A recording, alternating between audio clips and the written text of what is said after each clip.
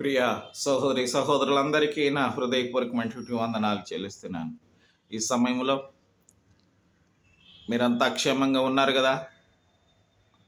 మీరు, మీ బిడ్డలు, మీ పని పాటలన్నిటిలో దేవుడు ఈరోజు అంత తోడుగా ఉండాలని మీ పాదాల దగ్గర సేవ చేస్తున్నటువంటి మీ సేవకుని జ్ఞాపకం చేసుకొని ఈ దినము దేవుని యొక్క సందేశాన్ని మనసారా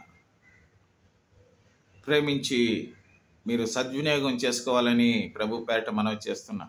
సమయంలో పాపము అనేది చాలా ఘోరమైనది. పాపము చాలా తాపము అని దానికి అర్థం ఉంది. అది దాహము లాంటిది.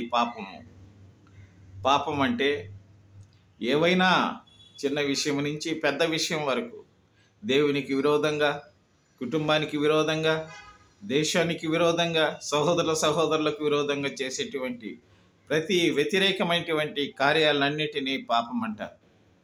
ఈ పాపము పరిపక్వము అయితే మరణానికి దారి తీస్తుందని వేద గ్రంథం తెలియజేస్తుంది.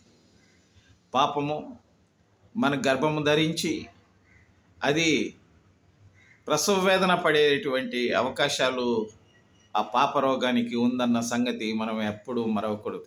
నా ప్రేమైనటువంటి సహోదరులారా, పాప బహుఘోర తాప అని వేదాంతం చెప్తుంది.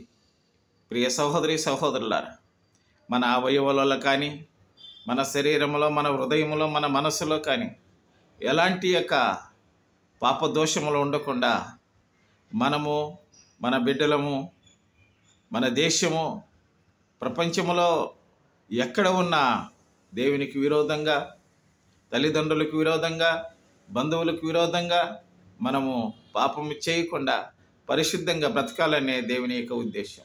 ప్రార్థన చేసుకుందామా? పరలోకమందున్నటువంటి మా పరమ తండ్రి, నీకు వందనాలయ్యా. ఈ సమయంలో స్వామి, పాపం అనేది మా స్వామి చాలా భయంకరమైనటువంటి వ్యాధి స్వామి. ఇది మరణానికి సంభవించి దారి తీస్తుందని చెప్పావు స్వామి. ఈ సమయంలో ప్రభువా, పాపానికి లోబడినటువంటి ప్రతి ప్రజలందరి కొరకు ప్రార్థన చేస్తున్నాను. ఆ బలహీనతలన్నిటినీ గద్దించి నిమ్మలింపచేసి అయ్యా, నీవు వారిని స్వస్థతపరిచి నీ నామానికి మహిమ కలిగించుకుందువని యేసుక్రీస్తు నామమున కన్నీరుతో స్వామి నాయనా, మా తన వేదనతో, పాప రోగముతో మా స్వామి బాధపడే ప్రతి బిడ్డలందరి కొరకు ప్రార్థన చేస్తున్నాను.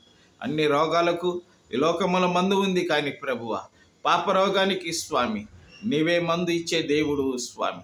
నీ పరిశుద్ధతను మేము మా స్వామి అయ్యా నైనా మా స్వామి అయ్యా సద్వినియోగం చేసుకొని లోకములో బ్రతకటానికి నీ కృపను అనుగ్రహించమని యేసుక్రీస్తు నామమున ప్రార్థించి వేడుకుంటున్నాం తండ్రి. ఆమేన్.